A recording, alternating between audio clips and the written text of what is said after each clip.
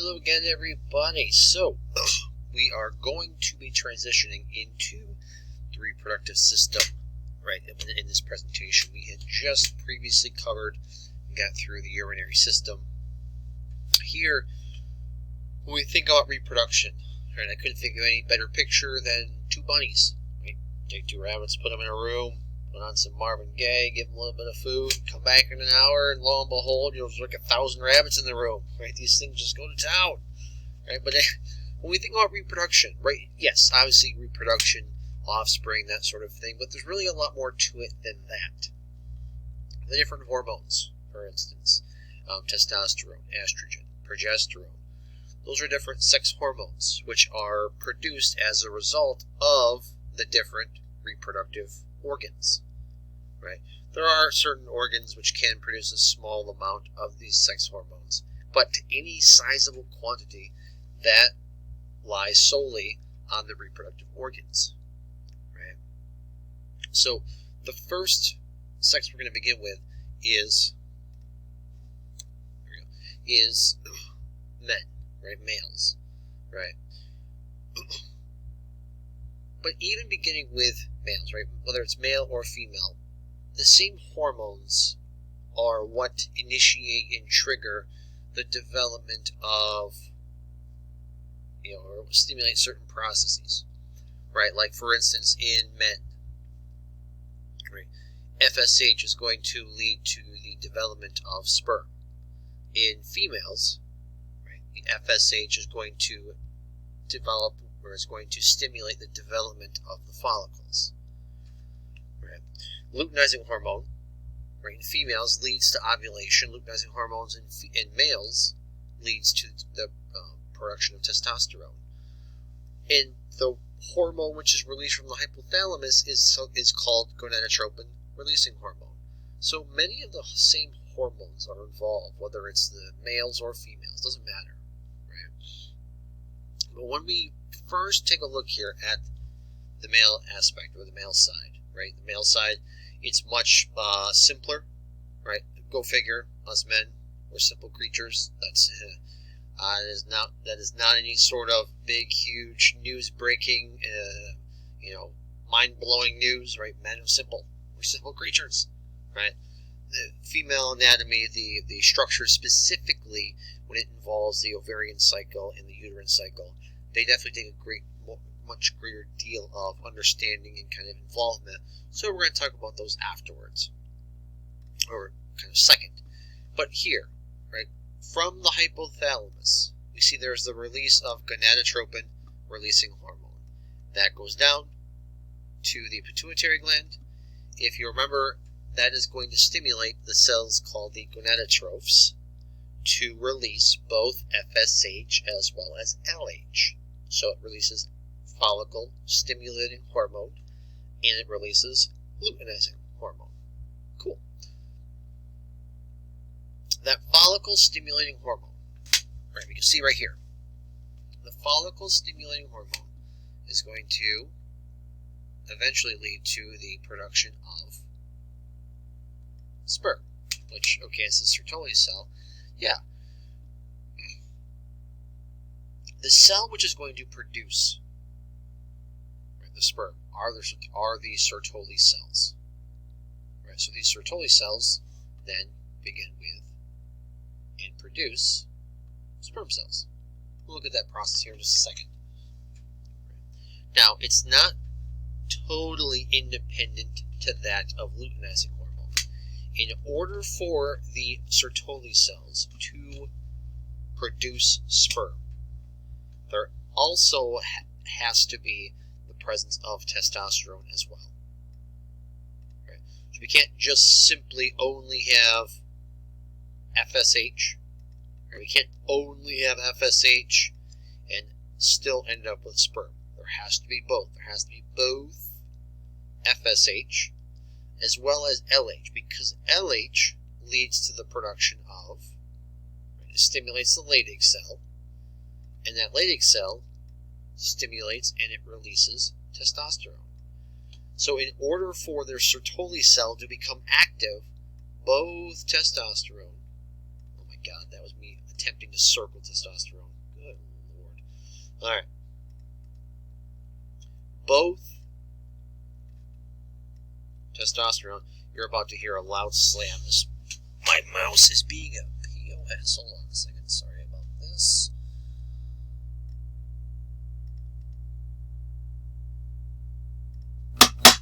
There. You know, listen, that's how you fix things. If they don't work, just slam them really hard and, hopefully they start to then work. That's that. It worked. Who knew? So testosterone, right? This has to be present along with FSH, right? FSH along with testosterone, that's what, think of it, kind of turns on. That's what activates the Sertoli cell. And that Sertoli cell undergoes a process, right, called spermatogenesis, which we'll talk about in a second. And that's what ultimately leads to sperm cell production. Awesome.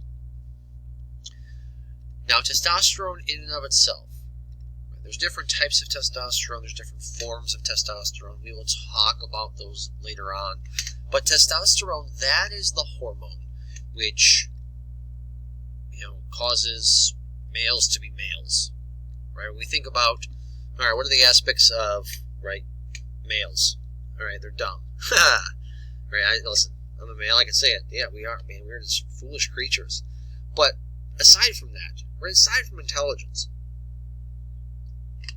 we think about things which, all right, when we think about it, generally men have a deeper voice, right, than women, all right, than females. All right, so that's one of the characteristics, right? The testosterone actually thickens the vocal cords, so therefore we have a deeper tone in our voice, right? Right. Look, pubic hair, axillary hair. Now, again, both males and females have this, but not to the extent that men do, right? And the reason why that is because of the presence of the testosterone, the presence of an Adam's apple, right? The quote unquote the Adam's apple. That is thyroid cartilage. Everybody has thyroid cartilage. Everybody has a thyroid, unless it's been removed, right? Everybody has a thyroid.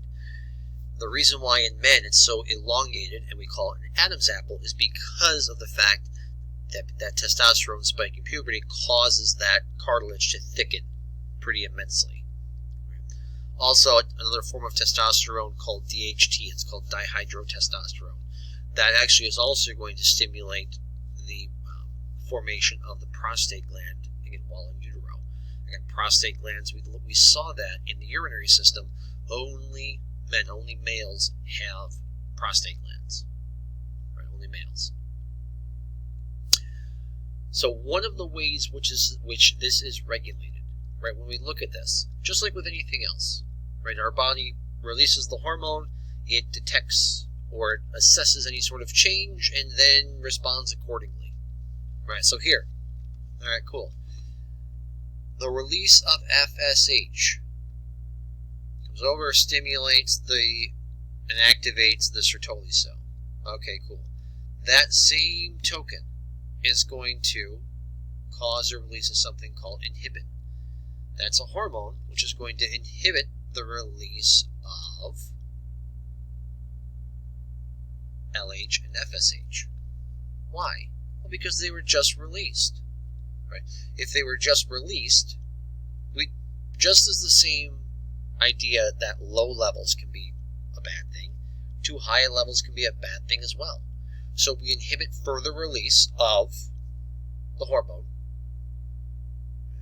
Our body then reassesses, do we continue to need greater levels of FSH? Do we need to have elevated levels of LH? Do we need more testosterone?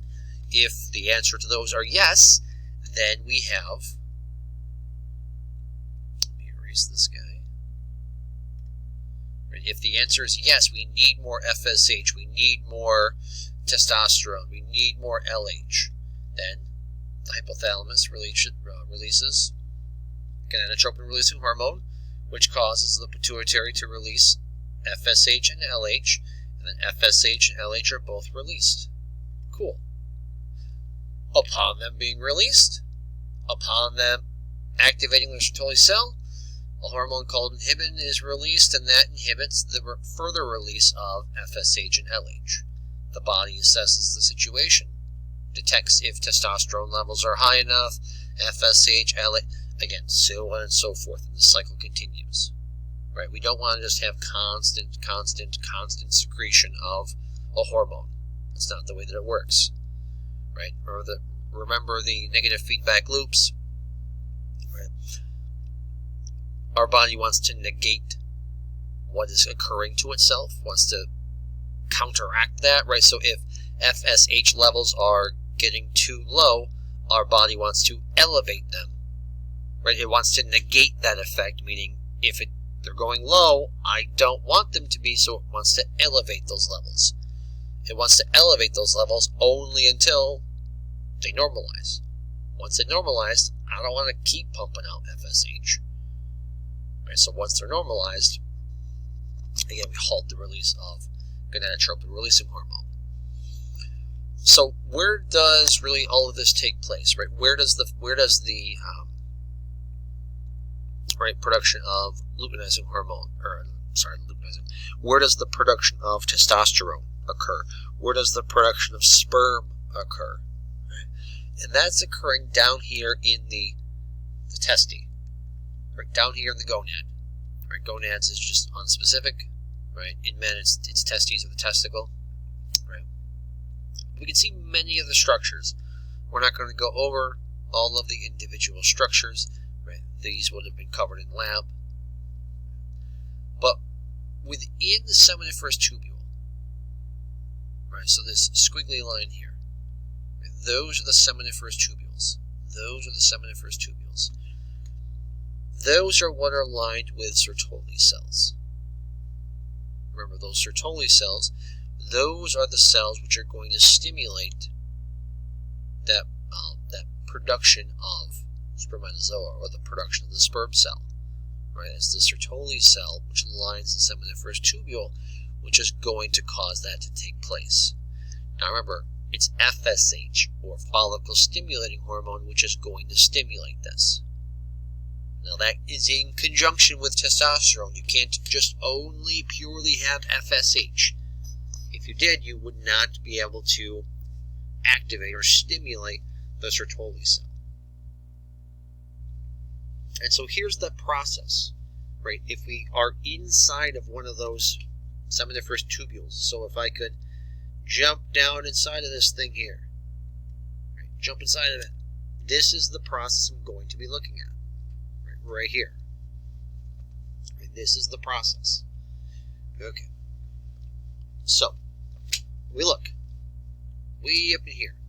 Right, spermatogonia, spermatocyte, spermatid, spermatozoa. At this level here, spermatozoa. Right, this is the sperm cell.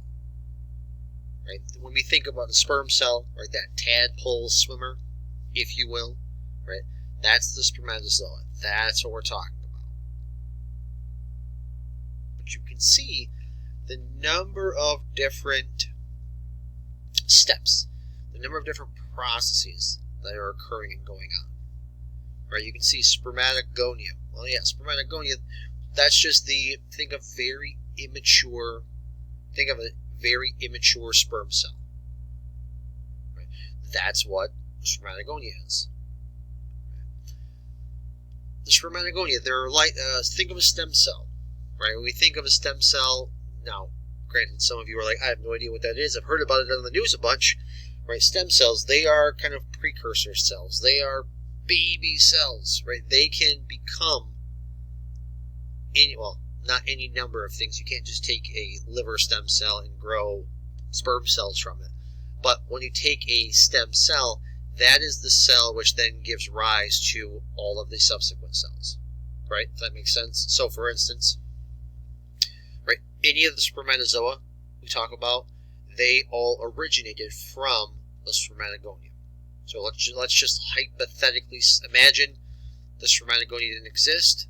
Well, then spermatozoa wouldn't exist. Right? Okay.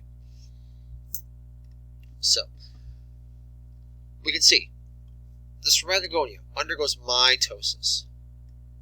when that happens, that generates an identical cell, right? One of the ways, it's kind of hard, I mean, I know they both have I's, but mitosis, mitosis, identical, right?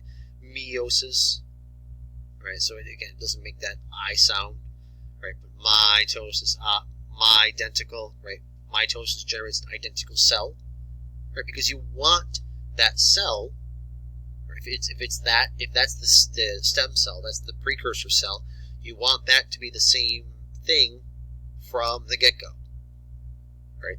I want the spermatozoa from at the age of 12 to mature and look the same as the spermatozoa that I'm producing at the age of 82, right? So that the reason why that's able to happen is because of the spermatogonia, because of those stem cells, and the fact that mitosis generates an identical cell. So we're always left with one, right? We're always left with one of the identical twins, if that makes sense. Right.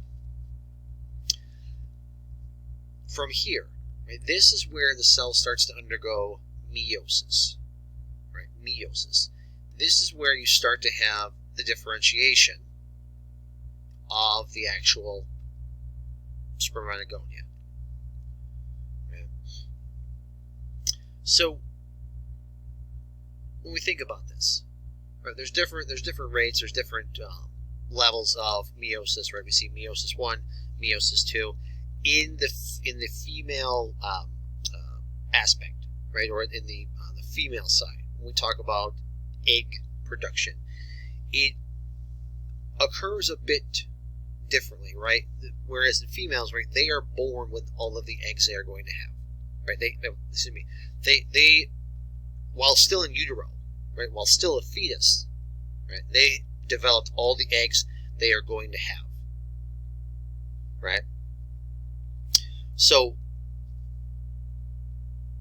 that's quite a bit different than in males, right? We aren't born with all of the sperm cells we are going to have in our lifetime, right? These are things that we produce in tens of millions, hundreds of millions of I mean, cumulatively, the number is in the many trillions, if not more. Well, it would be significantly more than that, right? We're talking about significantly higher numbers, right? So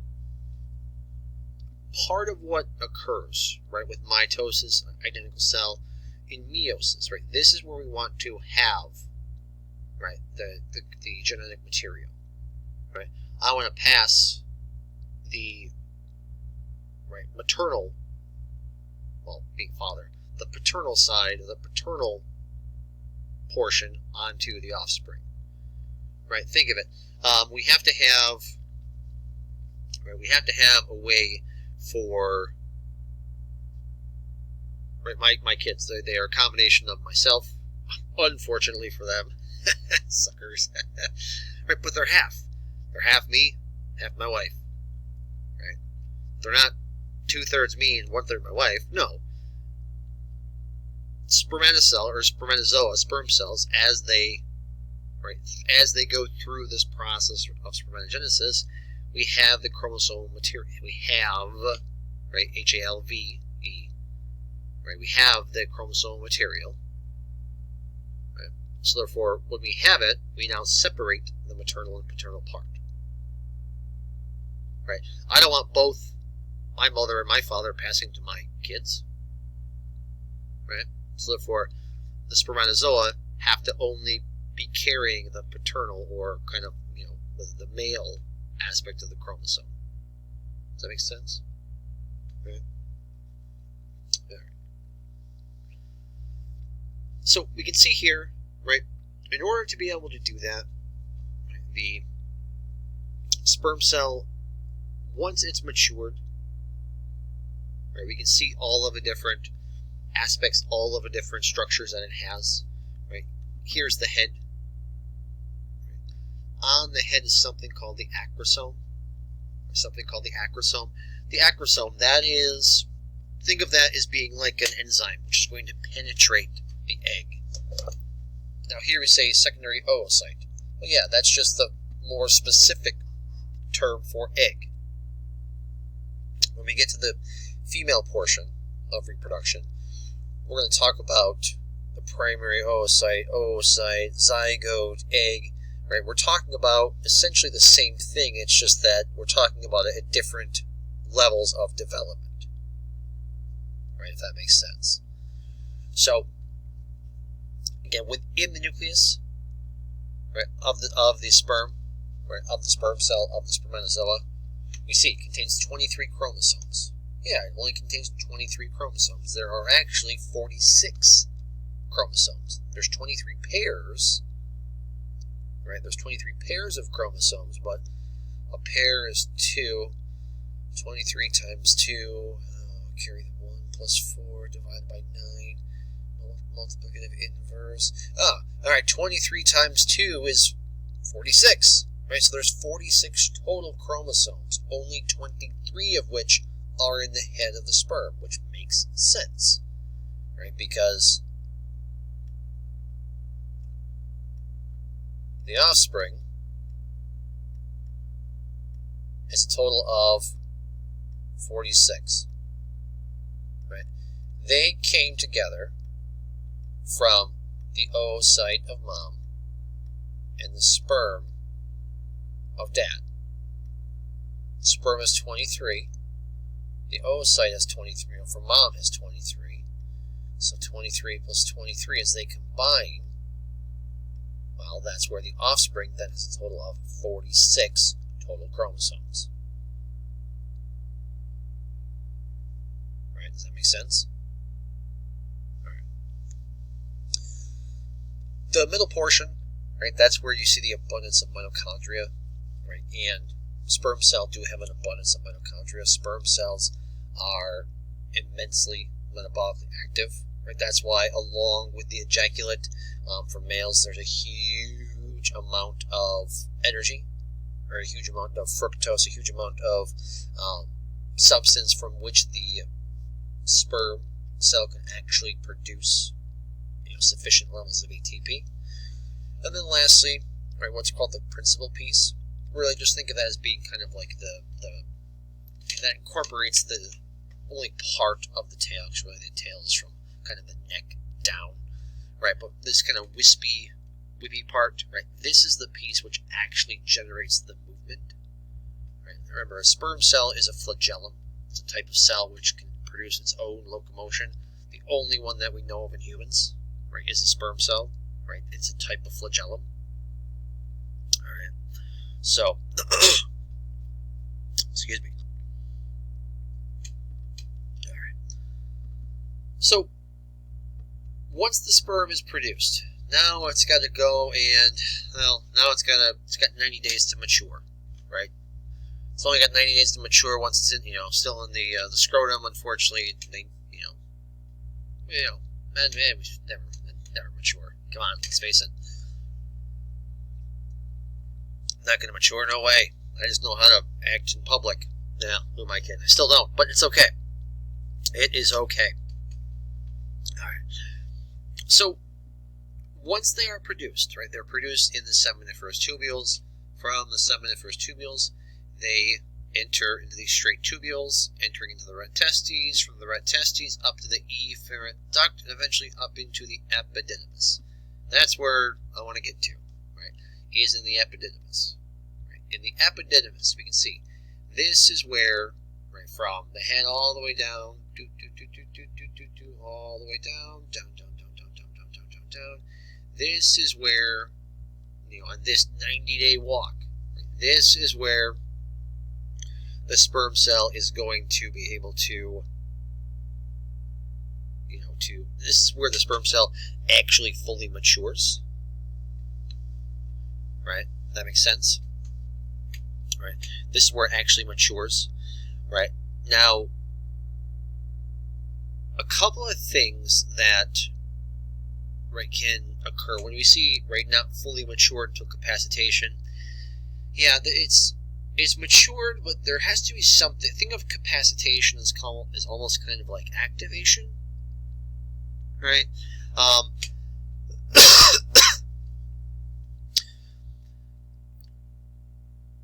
if you'll recall, right, this acrosome, I mentioned this is like an enzyme, right, which lines the head of which lines the head of the sperm cell. Upon, right, when capacitation occurs, essentially that when the sperm cell comes into contact with the vaginal fluids, that's when this sperm cell truly kind of activates. A couple things happen. One, we see that this acrosome is now essentially, it has changed its chemical structure and is now essentially active. So therefore, once this acrosome comes into contact with a secondary oocyte, or the egg, it can actually penetrate through the outer layers. Secondly, upon, with capacitation, right, which is, again, kind of like the activation of the sperm, right, when it comes into contact with the various secretions from the vagina, that actually also increases the amount of activity taking place in the middle piece and the tail of the sperm, meaning it's much more mobile and much more active, which makes sense, right? The sperm cell has to go from the vagina up through the cervix, up through the uterus, out into the fallopian tube, and almost to the end of the fallopian tube to be able to fertilize the egg or the oocyte. So it's got a great distance ahead of it, right? So that the amount of energy or the amount of mobility that it has to increase. Right, so anyways, that's capacitation. Alright. So the line that I kind of just had described, that's really where, right, like I said, into the vagina, through the cervix, through the uterus, that's like when it gets into, right, the female. If that's going to happen, whatever. Right? But think of the distance before that. Right? It's produced down here in the testes.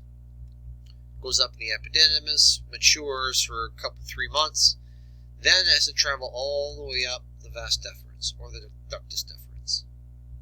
All the way around, passes through the ejaculatory duct, eventually the prostatic urethra, down into the spongy urethra, and then out. It has to travel multiple feet before it even gets out of the male body. Right? Now, one thing to kind of point out, right, we talk about like a vasectomy, right? The ductus deferens or the vas deferens. Right? The vas deferens, this is the tube which, right, sperm travels through to get into the ejaculate. The ejaculate, that's just the liquid portion, right? That's what is ejaculated, right, upon orgasm in males, right? So, vasectomy, again, generally somewhere around this vicinity here, right? The vas deferens is cut in tie, it's clipped, it's sutured, it is closed off by some means. There's a few different methods. Right? And when that happens, well, that's like tying a knot in a straw. Right? Kind of a terrible example. Or having a knot in a hose. That's a much better example. If there's a knot in your hose, well, guess what? The water can't go through the hose. Same thing here. Sperm produced in here trying to make their way up the vas deferens, and they cannot because the dam is, because there's a plug, there's a knot in the vas deferens, and it can't get through. Right, so that's what leads to, well, here it eventually leads to sterility, right? Meaning, sterile individual because of the fact that they aren't able to. They can still produce sperm, right? But that sperm cannot exit and get out into the urethra. Right? Alright. So here's just another view, another kind of picture of how the vas deferens, right, lead down into the urethra. And here we can see a little bit more of the involvement of other glands and structures. Right? Here's a seminal vesicle, both sides. Here's the prostate. Here.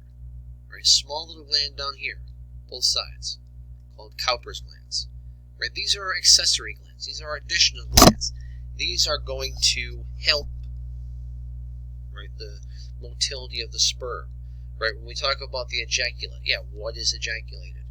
That, right, contribution, right, the liquid portion, right, that's the sperm, but that's also secretions from the prostate, secretions from the seminal vesicle, and that's secretions from the cowpers or the bulbourethral glands. So we can see, right, within the ejaculate, right, there's definitely more than sperm, right? So even a guy that's had a vasectomy, right, it doesn't mean that he's not able to produce an ejaculate. He is able to, it just doesn't contain sperm, right? So we see seminal vesicles, right, secrete an alkaline fluid, counteracts the acidity of the vagina. Yeah, makes sense, right? The vagina, right? It's an acidic environment, right? It is just an open tube to the outside world, right? Anytime that's the case, right, the urinary bladder is the same way. No, I am not equating the vagina to the urinary bladder. Right before, don't raise up in arms. I'm just saying, right? It is slightly acidic, and the reason why that is to kind of mitigate and counteract any sort of potential bacterial growth. Right, so it's by design.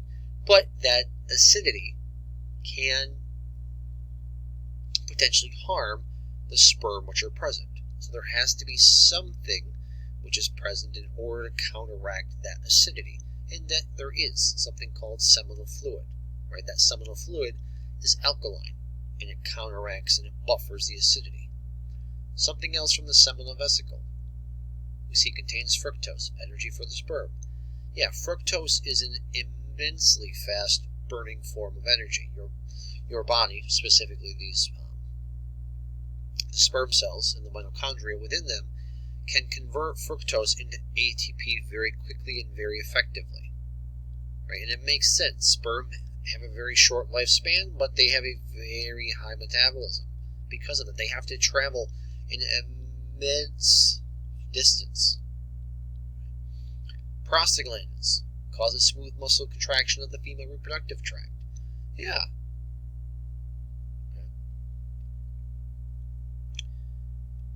Just like if you had to go, I don't know, 1,500 miles.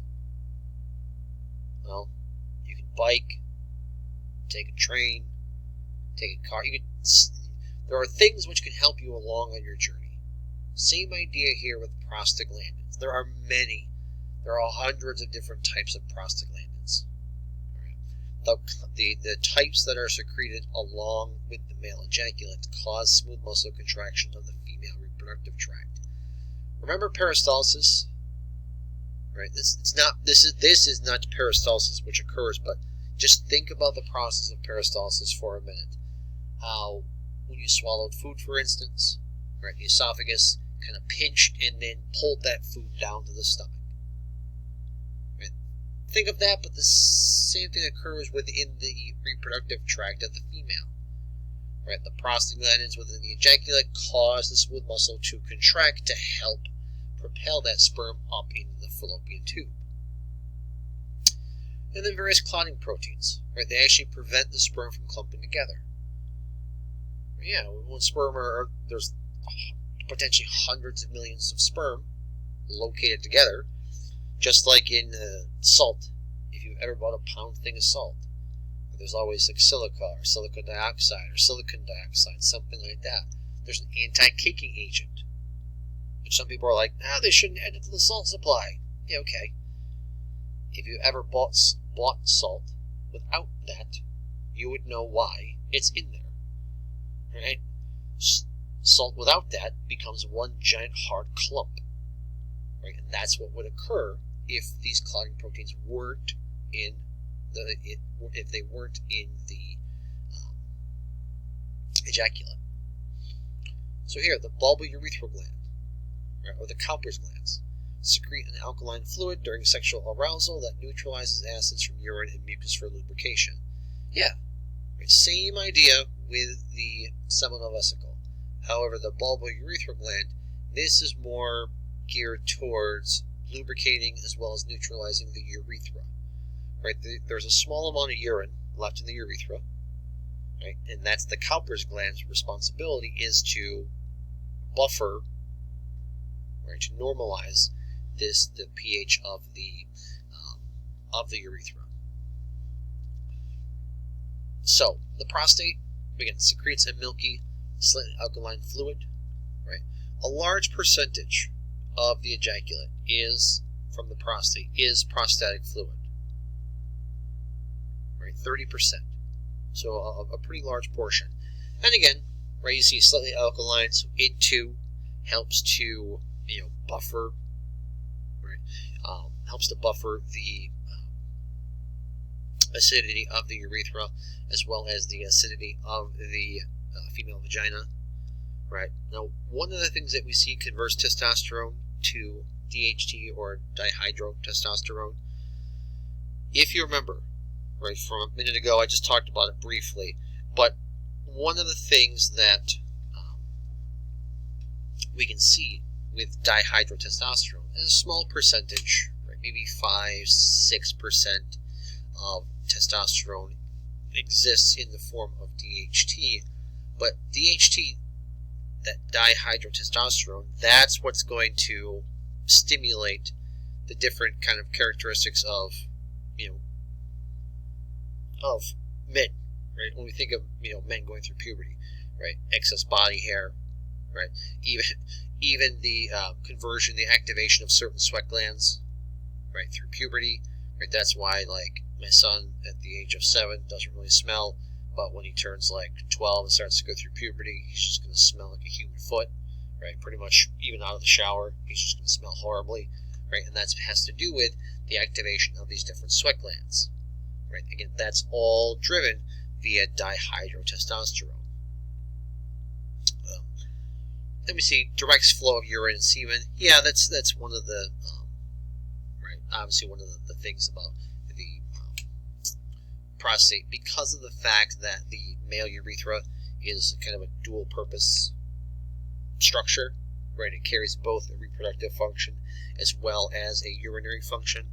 Sometimes there can be issues, or if there is some sort of mix-up, right? Let's say, for instance, if somebody is uncontrolled diabetic, they have certain diabetic neuropathy, depending on where they have it. Sometimes, let's say if they have it in some of the neurons within the pelvic cavity, sometimes something called retrograde ejaculation can actually occur. And what that is instead of anterograde or normal, come on, mouse, instead of normal, what actually happens is in retrograde it actually goes back up into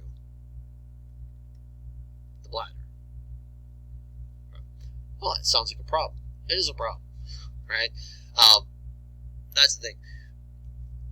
In that, in that effect, right? That's one of the things that can lead to a significant increase in urinary tract infections and that sort of thing, right? There's minimal number of bacteria in the bladder and in the urinary tract, especially in men, right? But if you introduce a very plentiful fructose or energy supply, that gives the bacteria a plentiful source to ferment and grow and divide, so therefore now the bacteria have flourished. Anyways, that's called retrograde ejaculation. Again, people who have different, neurodegenerative conditions, diabetic neuropathy, and if they have it in the particular neurons which control this, those are things which can happen. So here, right, we can see, right, this is just kind of another view of the release of testosterone, the release of FSH, the release of LH. Right? As we mentioned, hypothalamus releases gonadotropin-releasing hormone, which stimulates the gonadotropes to release both FSH as well as LH. Right? That LH then stimulates the Leydig cells to produce testosterone. FSH in turn stimulates the Sertoli cells to produce sperm. That's this kind of review, but this is just another kind of graphic to be able to look at that. All right. So here, right, the actual process of an erection as well as ejaculation. You can see an erection is brought about by parasympathetic innervation. Based on dilation of arterioles and erectile tissue, large amounts of blood enter the tissue into the dilated blood vessels. So what that means, yeah, vasodilation. Alright, so the arteries get nice and big. This mouse is driving me insane. I get it. Not the best drawer, but it's like, there we go. Yeah, okay. They dilate, they get nice and big. So when that happens, blood enters into these chambers. Something called corpus spongiosum and corpora cavernosa. Right? Blood enters into there, and it fills these chambers. As it fills these chambers, well, then an erection is going to occur. Right? In conjunction with that, right? Whereas the arterioles, right, dilate, they get larger. The veins they constrict, they get much, much smaller. So if less blood, right, if less blood is getting out than getting in, more blood remains in the penis, right, in the chambers, which are causing the erection.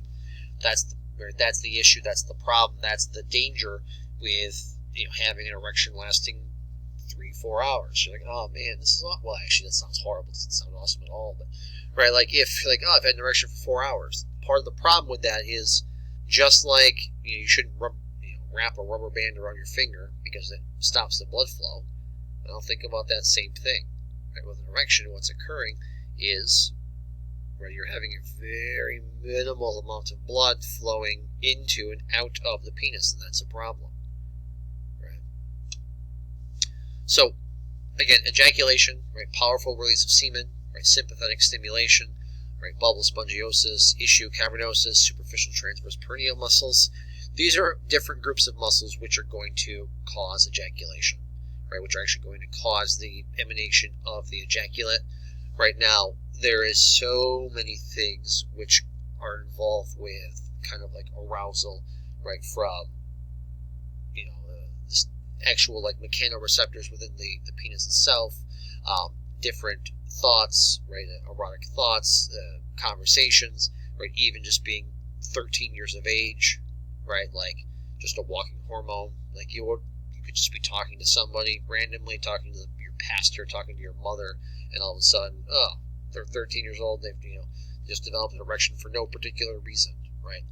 My whole point is the fact that it is very complex as far as difficult to grasp what sort of things are arousal, what sorts of things can lead to an erection, right? Because in large part it is hormonally based. So speaking of some of the hormone, right, we see some of the production of testosterone does occur in the adrenals. However, the vast majority occurs in the Leydig cells. Now you may see the Leydig cells, you may see them called Leydig cells, interstitial cells of Leydig. There are a number of different ways you can see it, but they're all talking about the same thing. Those are the cells within the testes which are producing testosterone in response to luteinizing hormone. Now, depending on, right, we're briefly going to talk about like testosterone, the production of testosterone. Excuse me. Right, it's such commonplace to hear or see a commercial nowadays about low T, or oh man, I got low T, I got low testosterone, whatever. There's reasons as to why that is, right? As we age, testosterone levels are supposed to go down. That is a normal course of life. It's supposed to go down, right? And a few different reasons as to why that is. Outside of, let's just normal life, normalcy. We're not looking at pathology. We're not looking at old age. Right? Not that old age is pathology, but you get my point. Normal levels, right around 5. The majority, half to 3/4 of it, is bound to something called albumin, or it's not bound at all. Either way, these two forms here are bioavailable, meaning these when it's in the form, when it's unbound, or if it's bound to albumin, your body can utilize that testosterone. Your body can convert that testosterone into DHT, for instance. Your body can utilize that testosterone to synthesize tissues or to stimulate the synthesis of tissues. Okay. You can see, depending on the presence of aromatase, your body can even produce estradiol. Right? This is going back to the digestive and nutrition chapter, but I had mentioned how those people who have increased adipose tissue, just call it AT. Right? Those people who have increased adipose tissue have increased levels of aromatase. That's why I mentioned, right, people who are obese, when they begin supplementing testosterone for whatever reason, that generally makes it significantly worse because they just then begin to convert more of that testosterone into estrogen. Right? Estradiol, that's just a type and a form of estrogen. So, here, sex hormone binding globulin. Sex hormone binding globulin is just that. It is a protein which binds to testosterone. And when it does, it is useless, meaning the testosterone is not bioavailable. Right? It is not able to be utilized by the body. Right? So, any testosterone bound to sex hormone binding globulin, it is not bioavailable. It is not accessible to the body. Right? Now, that's one of the things that we see in the elderly. In the elderly, we see two things.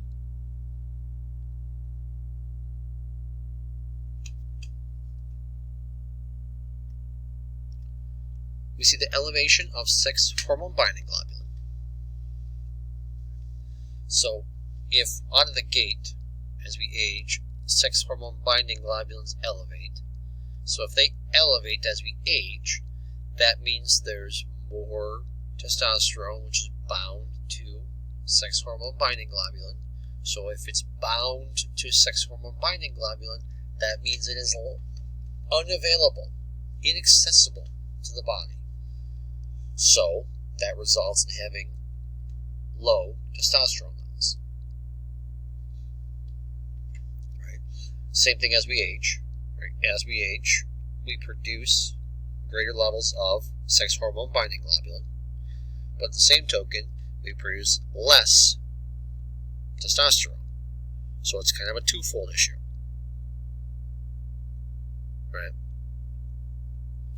So that kind of twofold impact is going to significantly reduce, right, the availability to testosterone. Now, so one of the things when I had mentioned, as we age, it kind of makes sense. Right? When sex hormone binding globulin is elevated, or as we age, right, one of the things with testosterone is going to increase muscle synthesis. That is like, right, that's like one of the big, right, perks of testosterone. Right, this increases bone formation, increases muscle mass and tissue development. Right. So it's going to increase the stress on the heart, which, like, oh, that sounds like a horrible thing. Well, no, right? Just like when you exercise, that puts stress on the heart, but it's a good type of stress, right? It's a good thing for the heart to do. But when you're 60, 70, 80 years old, right, when your heart's like, oh, my last legs, or, you know what, I've had 80 years of this, do we want to be supplementing or taking, bioavailable or taking bioidentical testosterone to increase muscle mass? No. There's a reason why an 80-year-old, there's a reason why their muscle mass is decreasing. Right? Because their heart's like, listen, I've had enough. I got to take it easy here. I can't be pumping blood to all these different tissues of the body. Right? So it makes sense. Now, I'm not saying testosterone levels should be zero. That's not at all what I'm saying. Right? So if testosterones are, truly that low, okay, absolutely, that's completely different. But these random tests you can send away for, and these ridiculous things you can have done in labs for the internet, it's obnoxious what you can have nowadays. But your testosterone levels are supposed to be lower later in life than they are when you're 14, 15, 20, 25, 30 years of age. Right? So, anyways, let's say that is about, actually about to finish up the class for today. Be sure, again, if you started with this one, make sure you watch the last 20 or so minutes of the urinary system. And then on Thursday, I will pick up on the female reproductive system, right? And we're going to look at the female reproductive system and how the release of gonadotropin, release of hormone, releases FSH and LH, and then the entire cascade from how FSH stimulates the follicles and LH stimulates the luteinizing hormone. So we're going to get into all of that on Thursday. So everybody take care, stay safe, stay busy, and we will talk to you soon.